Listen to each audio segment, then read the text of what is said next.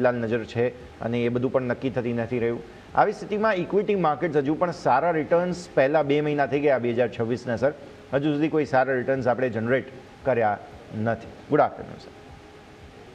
Very good afternoon. Yes, બિલકુલ તમે સાચી વાત કરી.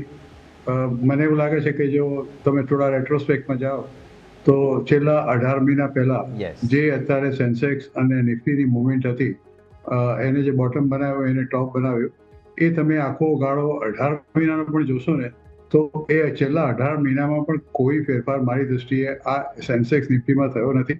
ક્યાં તો ઉપર ક્યાં તો નીચે, બસ એક જ રેન્જની અંદર છેલ્લા 1.5 વર્ષથી એ ફર્યા કરે છે.